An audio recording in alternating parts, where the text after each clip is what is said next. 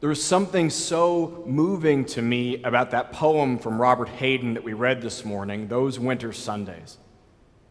He describes life as a boy in Detroit where his father, who worked hard jobs with manual labor with cracked hands, would get up on Sunday mornings early too and go and split wood and start fires in the house so that the home would be warm by the time children and family woke up.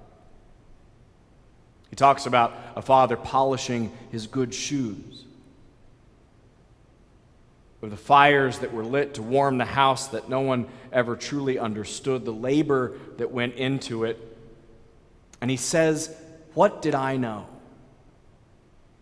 What did I know of love's austere and lonely offices?"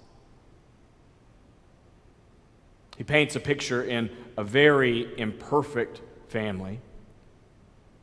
In a troubling and difficult childhood, he paints a picture still of a warmth, of acts of tenderness and love that went unseen, but were felt. The love of a parent up hours before the children in the household after a week's labor, splitting wood and lighting fires so that others would be warmed. I've loved that poem for years. And I think I'm only just beginning now in my life to understand the fullness of it. I'll wake up asleep in one of my children's beds, having fallen asleep mid-sentence reading a bedtime story. Or find myself late at night working on a project or something for the children. You might know these moments too.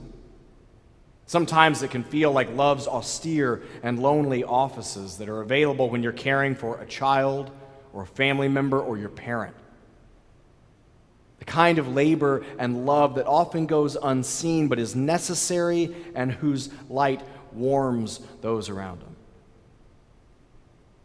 It's the late night getting Christmas ready that no one ever sees but has an impact. It's the discussion with family or friends in hushed tones worrying about the well-being of a child and making decisions for the best life for them. It's the kind of effort that parents and friends, siblings and children put forth over and over again in the world because they feel its impact, and yet that work goes unseen. As a parent now, I look back in those moments and I start to think of all the times my parents likely were in a similar position. Imperfect, wonderful people who lit so many fires, whose labor I never saw and whose warmth I experienced in so many days of my life. I wonder how many times my parents fell asleep reading me a story and found themselves on the floor next to my bed as a child hours later. I wonder how many meals prepared, clothes washed, trips taken somewhere, shuffling back and forth from school, making sure that work was done or set aside. How many late nights after I went to bed talking over problems, figuring life out, working an extra shift to make money to make sure that things were ready. How many of us in our lives have had fires built whose labor we never saw and whose warmth was there for us? All of us. All of us, right? Because we do not build the world alone, and almost everything we've ever encountered, every experience we've ever had, every place we've ever laid our head for the night, and every time we've ever woken up to a house that had any warmth at all, it came from somewhere. Our labor, sure. But the fires that others have lit for us. And there's a kind of perception in the world.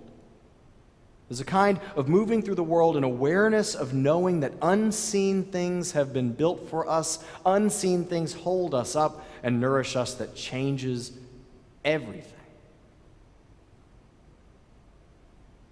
In a time like this in the world in which things seem so unstable and uncertain, in which it feels like so much has been taken away from us. Our normal experiences, our routines, our ability to see friends or go to the movies or have an easy time at the grocery store, or 1,000 other things that can feel small and so big. In a time like this, I found it easy, or tempting at least,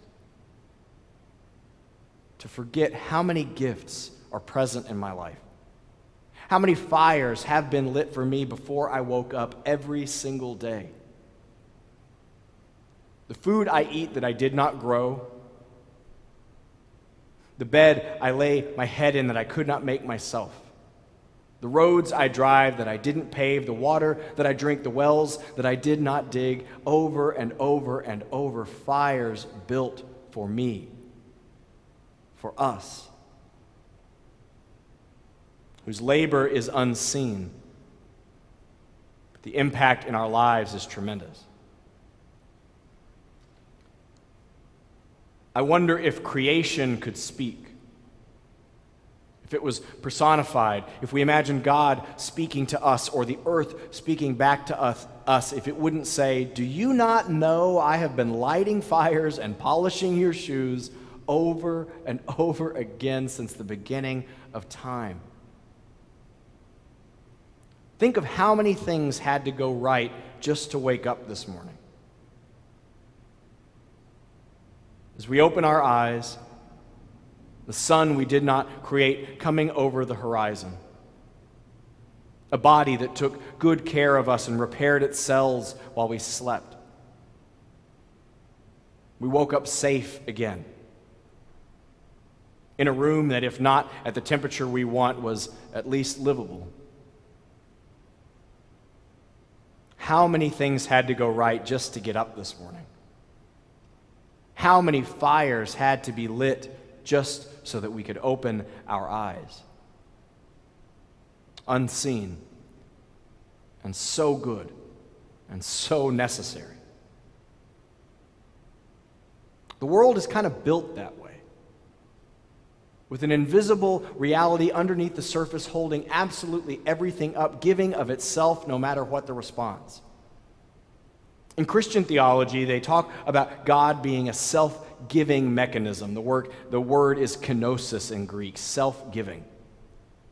And that's kind of the way the universe works. When a star dies and gives its atoms to the universe to become every single thing we've ever known, it does not do so because it knows what it's going to become. When a star dies and explodes, it doesn't know whether it will become a symphony orchestra or a dictator, pain or joy. In fact, it becomes all of those things. But it doesn't wait to give before it finds out what it will become. It doesn't wait to light the fire to see how we will respond. It just happens. Physicists and cosmologists are telling us now that the entire fabric of the universe is likely made up, the majority of which by a reality we can't see and don't understand, called dark matter. An unseen reality that is necessary to hold up the fabric of reality itself. It makes up everything we've ever known. It all depends on it, and yet we can't see it.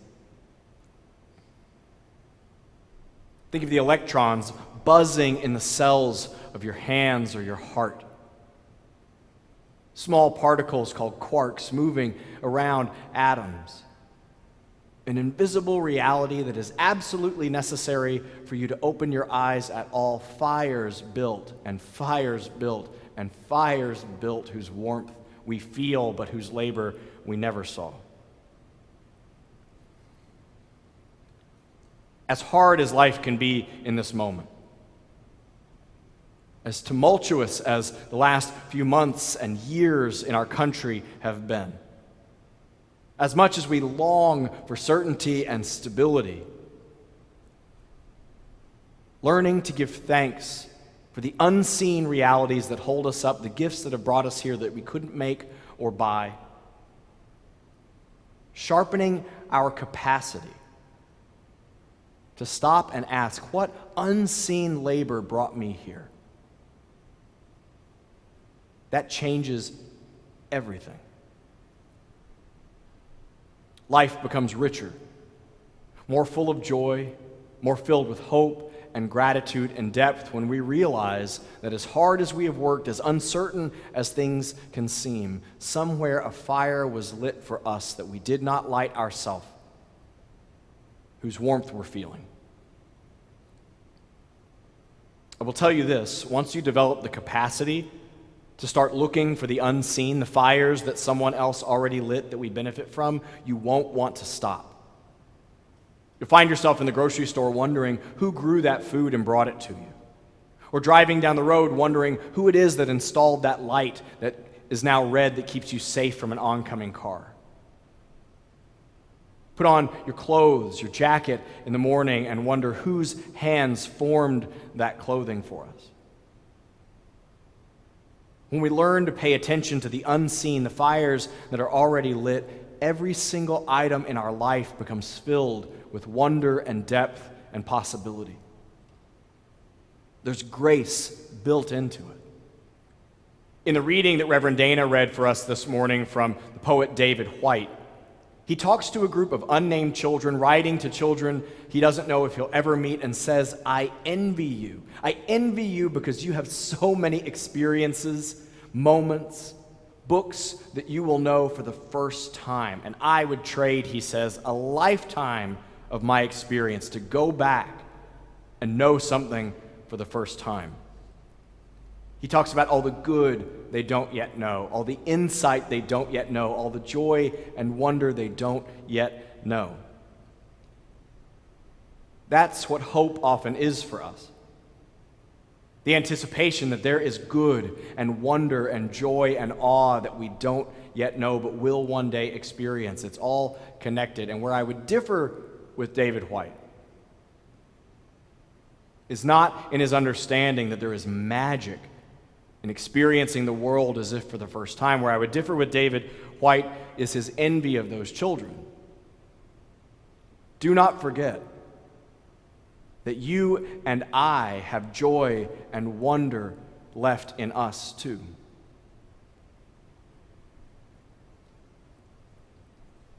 For us, experiencing the world as if for the first time is often related to developing our capacity to see the unseen, to see the fires that other people have lit for us. It helps us look back to the past and see all of the many big and tiny moments of grace that have brought us to the point we're at. It helps us to move through the world and make everything we touch or experience full of magic in a way. Who built this for me? What was their name? What fire did they light? In the poem from Robert Hayden, he talks about the fact that for him, he feared the anger of his house. It was an imperfect, difficult place, filled with both warmth and terror. Kind of like the world. A complex, imperfect, difficult, beautiful place. And for him, he says that looking back, he recognizes that work that his father did, getting up hours before everyone else with cracked hands, weary from working all week and still lighting the fire. And he says that those moments for him were love's austere and lonely offices. It can feel lonely and austere if we believe that all of the work we do in the world will be unseen. The late nights working for a child or a family member. The days and the years spent caring for a parent or a friend. Trying to make the world a better place and wondering if anybody notices or if it will make a difference. If we believe that all of our work will be unseen, it can feel like love's work is lonely and austere, but it doesn't have to be.